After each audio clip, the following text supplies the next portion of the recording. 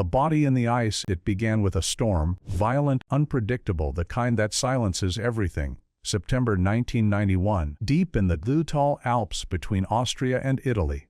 A couple of hikers, Helmut and Erika Simon, were trudging along a melting glacier when they noticed something dark, half buried in the ice. At first, they thought it was a lost climber, someone who had fallen and frozen long ago. The body seemed recent, too intact, the skin still stretched tight over bone, the expression eerily human.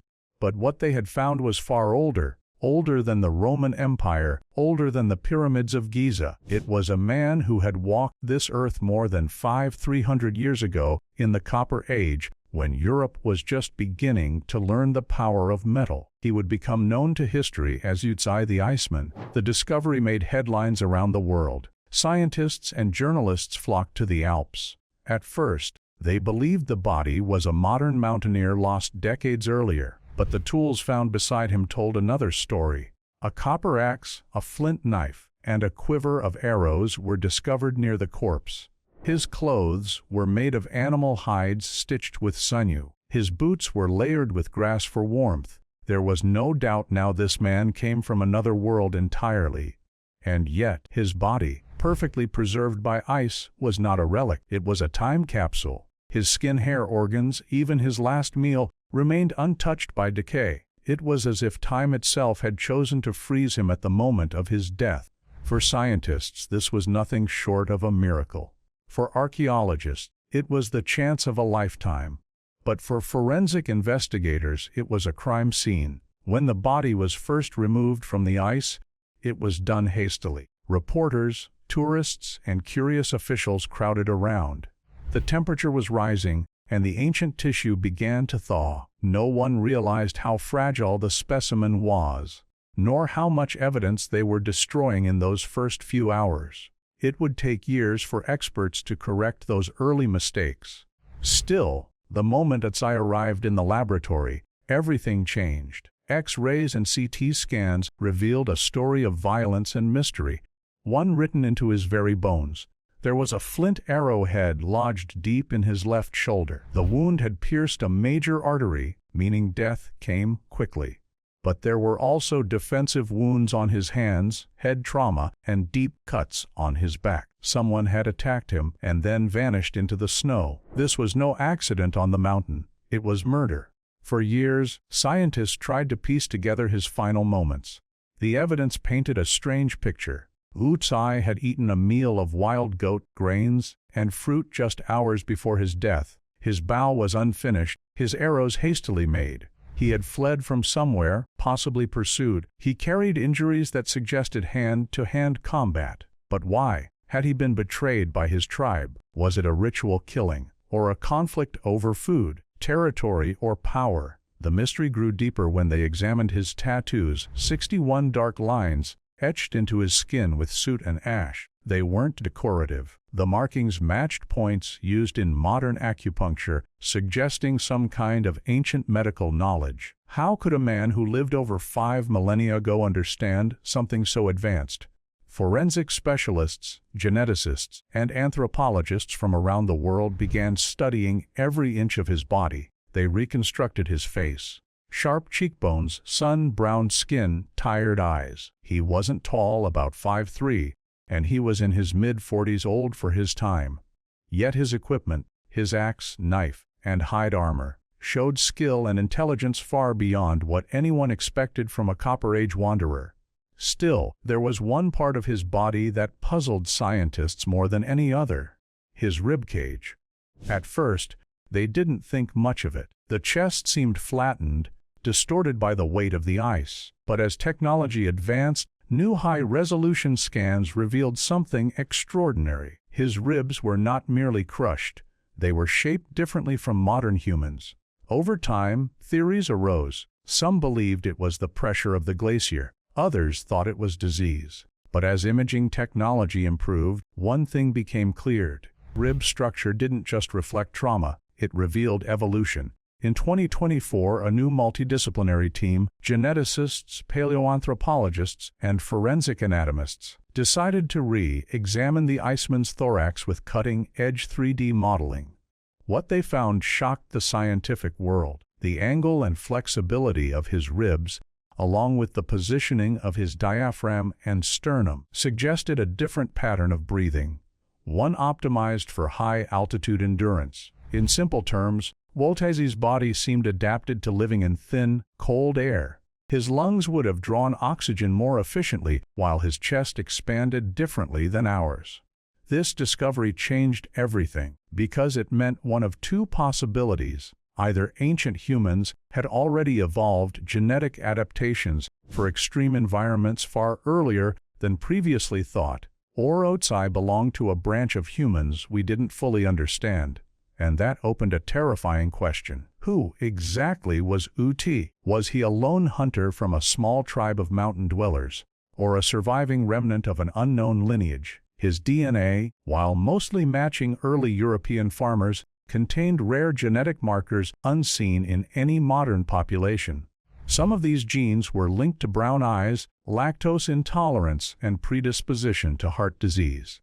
But others, those controlling bone structure and metabolism, didn't fit at all. The ribcage mystery soon became the center of heated debate. Could it be that evolution had produced micro-adaptations in isolated human groups?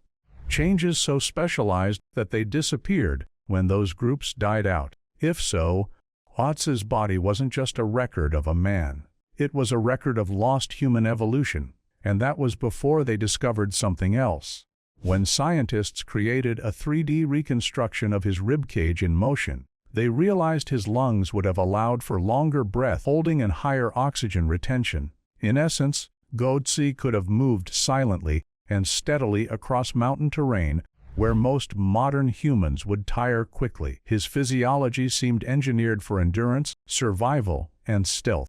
The question no one wanted to ask began to echo in the labs. Was Ötzi's kind more advanced, in certain ways, than us? The idea shook the foundations of anthropology. For centuries, scientists believed evolution followed a straight path, primitive to advanced, simple to complex. But Ötzi's ribcage suggested something else, that human evolution might be a branching maze, with adaptations that came and went like flickering fires, lost as climates changed and tribes vanished. If true, this discovery didn't just rewrite history, it shattered it. In the silence of his frozen tomb, Ötzi had kept secrets for 5 millennia. His skin told of violence, his tattoos hinted at medicine, his tools whispered of early metallurgy. But now, his bones were telling a new story, one about how humanity may have evolved along forgotten paths, only to lose them again. And for the scientists who uncovered this truth, one haunting thought remained.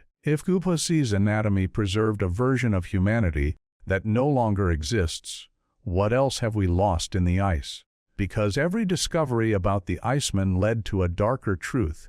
He wasn't just a man who died on a mountain. He was a messenger from a chapter of human evolution that we never knew existed. And as new studies continued, the ribcage that once drew his final breath was about to redraw the map of human history forever. The anatomy of a forgotten evolution. The sterile hum of the research lab in Bolzano, Italy, couldn't have been further from the freezing silence where Ötzi had been found. Inside the South Tyrol Museum of Archaeology, the world's oldest cold case lay in a glass chamber, preserved at exactly 60 degrees C. His leathery skin was gray and cracked like an ancient parchment, his face frozen in that same expression that had watched the mountains swallow him 300 years ago.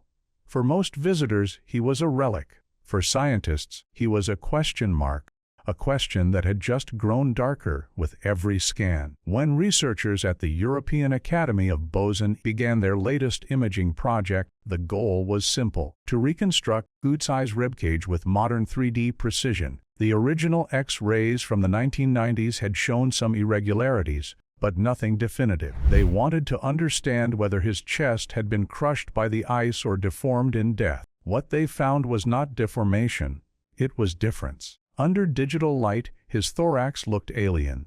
The ribs were flatter, arranged at a shallower angle, with a subtle curve that seemed designed to expand his chest cavity more horizontally than vertically. The diaphragm sat higher than expected, leaving more room for lung expansion.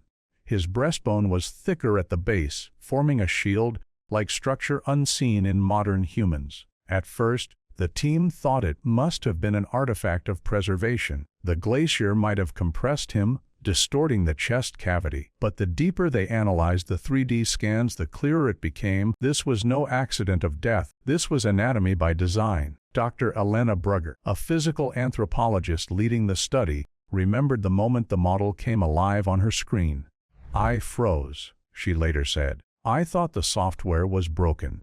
But the pattern was symmetrical, too perfect to be random. It looked like evolution had taken a slightly different turn." She wasn't exaggerating. Comparative scans between Ötzi and dozens of modern humans revealed a startling truth. His ribcage was built for endurance at high altitude. His breathing capacity was approximately 15% greater than the average modern male of his size. His lungs could draw in more oxygen. His blood vessels in the thoracic region were wider, and the spacing of his ribs allowed for flexible chest expansion under physical strain. This wasn't just a human who had lived in the mountains. This was a human built for the mountains. The revelation sent shockwaves through evolutionary biology. For decades, scientists had believed that high-altitude adaptation, like that seen in modern Tibetans or Andean tribes, developed gradually over thousands of years. But Ötzi lived long before those populations. That meant these adaptations either evolved independently, much earlier than thought, or he was part of a genetic group that had long since vanished.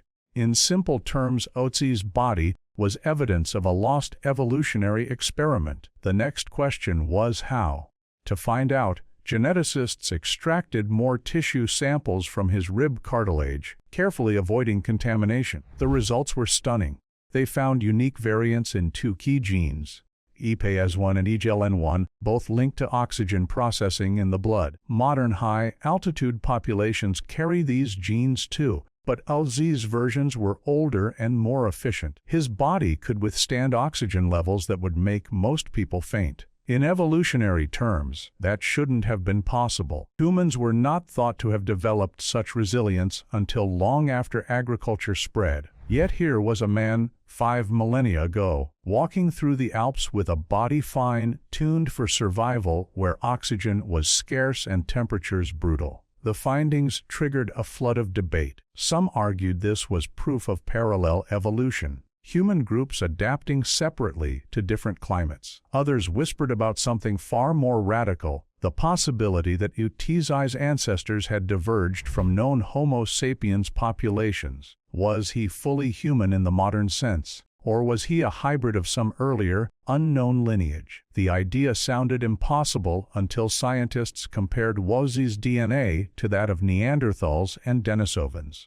Buried deep in his genome were faint traces of both, more than the average for Europeans today. That alone wasn't surprising. Ancient interbreeding was well known, but one genetic sequence, found only in his rib-related coding regions, didn't match any known modern or ancient database. It was unique, uncatalogued, a genetic ghost. The press wasn't told immediately.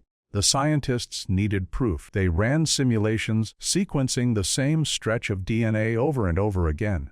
The anomaly remained. It was as if a missing chapter in human biology had briefly reappeared in Ötzi's body before vanishing forever. In one of her private notes, Dr. Brugger wrote, "WOM may be looking at a branch of humanity that adapted to the mountains before being erased by climate or migration. Ötzi could be their last echo, a survivor of a forgotten people." The line haunted everyone who read it, because if it were true, it meant something extraordinary. The evolution of humans wasn't a clean line from primitive to advanced. It was a web, full of dead ends, overlapping species, and lost adaptations that nature had tried and discarded. Ötzi's ribs weren't just bones. They were fingerprints of a different human story. Meanwhile, forensic experts were revisiting the mystery of his death with this new information in mind. The arrow wound, the head trauma, the defensive cuts, all pointed to a violent struggle. But if Ötzi's people had unique genetic traits, that might explain why he was killed. Could he have been an outcast, a survivor of a dwindling group? Some archaeologists speculated that his tribe may have been dying out, replaced by the rapidly spreading farming communities of the south.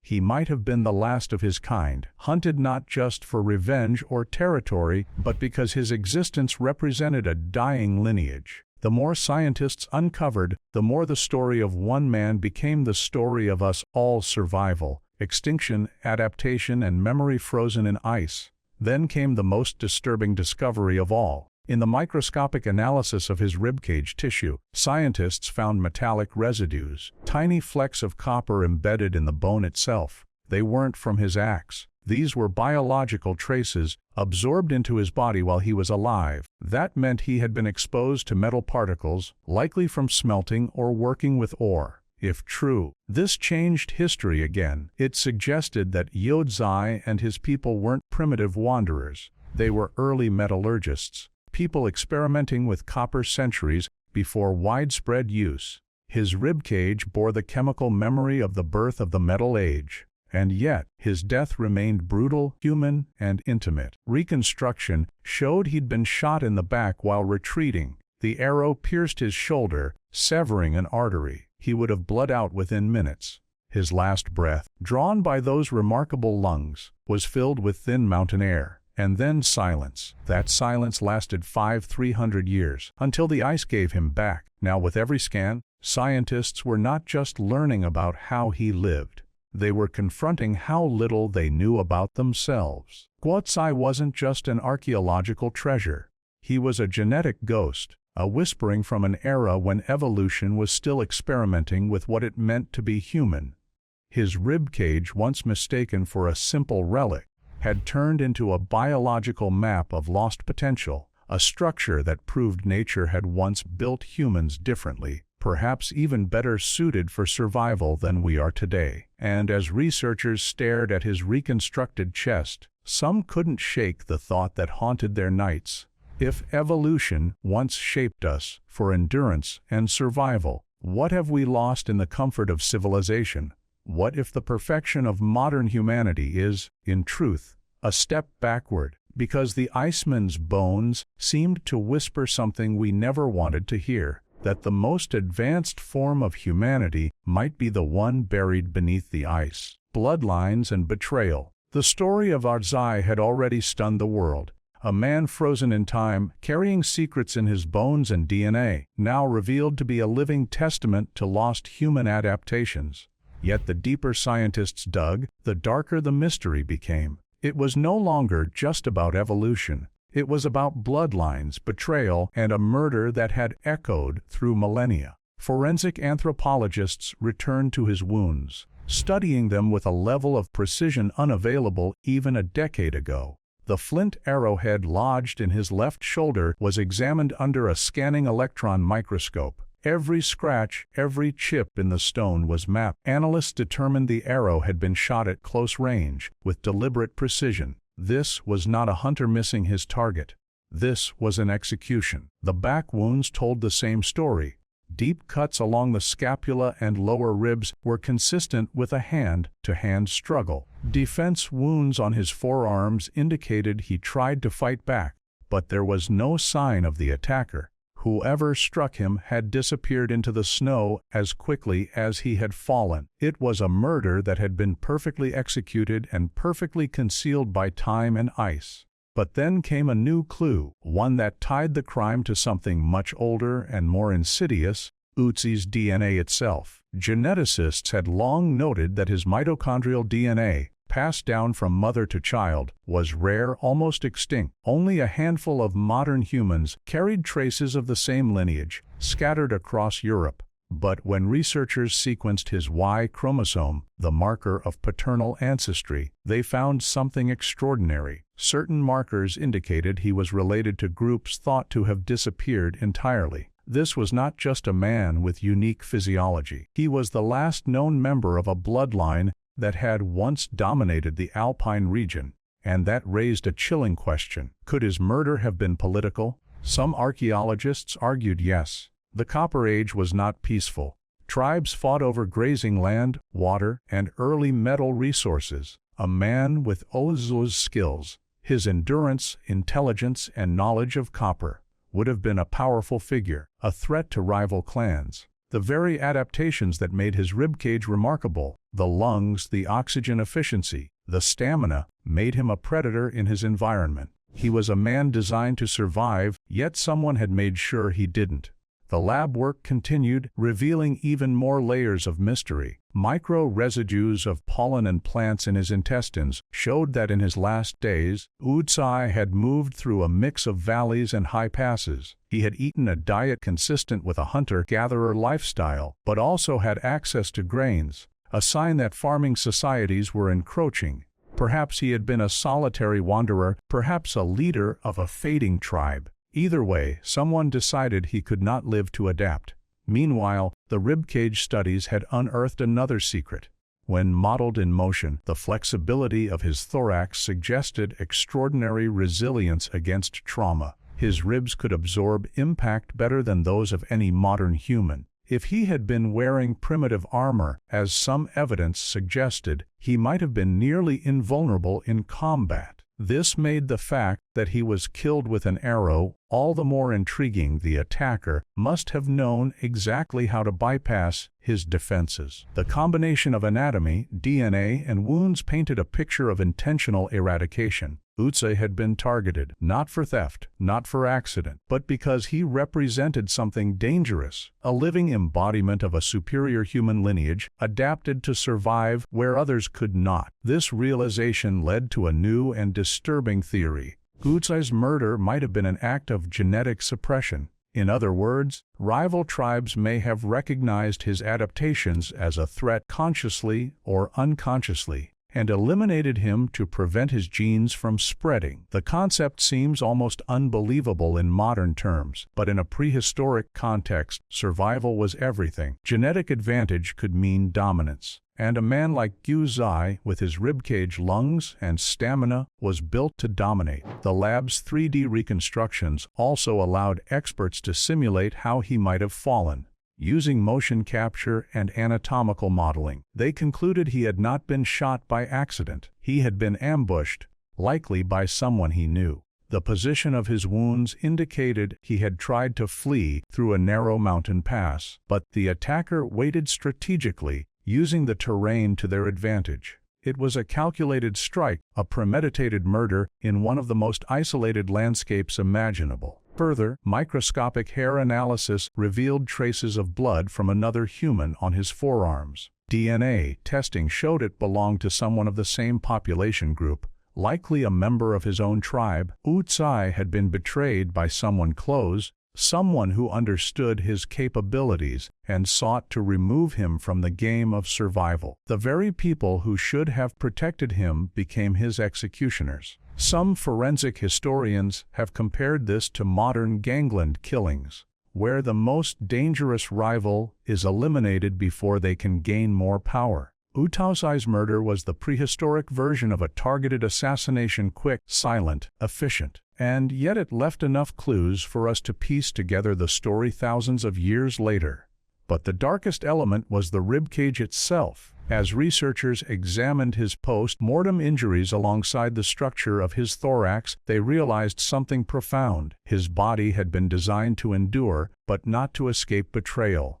The very adaptations that made him capable of surviving harsh climates, hunting efficiently, and moving swiftly across mountains could not protect him from those he trusted. His unique physiology became a double-edged sword, proof of advanced evolution, yet useless against human malice. This contradiction haunted the scientific team. Ötzi's anatomy proved that humans had achieved specialized adaptations far earlier than expected, yet evolution alone could not protect against social conflict. Survival was never just about physical fitness, it was about trust, hierarchy, and politics. And for Ötzi, those human factors had proved fatal. The more they studied his genome, the more eerie connections emerged. Certain sequences found in his ribcage, related genes are present today in small pockets of modern populations in Europe, particularly in areas near the Alps. Could some remnants of his unique physiology have survived? Could his adaptations have been passed down in secret, unnoticed for millennia? It was a question that bordered on the unthinkable. Could the legacy of Ötzi's lost evolution still exist in us today, hidden in fragments of DNA, influencing endurance, lung capacity, or resistance to cold without anyone realizing? As the lab worked late into the night, surrounded by cold steel and buzzing monitors, the team knew one thing with certainty: Ötzi's story was far from over. The Iceman was no longer just a corpse in the ice. He was a case study in betrayal, survival, and the lost possibilities of human evolution. And perhaps, somewhere in the tangled web of human history, the bloodlines he represented still whispered in silence, waiting for the day the world would finally understand them. Legacy in the ice: how Ötzi redefines humanity. The Iceman's frozen body had already rewritten the textbooks. His tools, his tattoos, his copper axe, and even his last meal had told us stories about a man who lived over 5,000 years ago. But it was the ribcage, now meticulously mapped and reconstructed, that had forced scientists to confront a truth far larger than any artifact or personal items. Ötzi was not merely a relic of the past. He was a living testament to a branch of humanity that nearly vanished, leaving only whispers behind. By the time the 2020s rolled around, technological advances allowed researchers to combine 3D modeling, genetic mapping, and biomechanical simulation in ways once thought impossible. Ötzi's ribcage, no longer just a set of bones, became a blueprint, a window into a version of humanity that had been lost to time. His chest structure, lung capacity,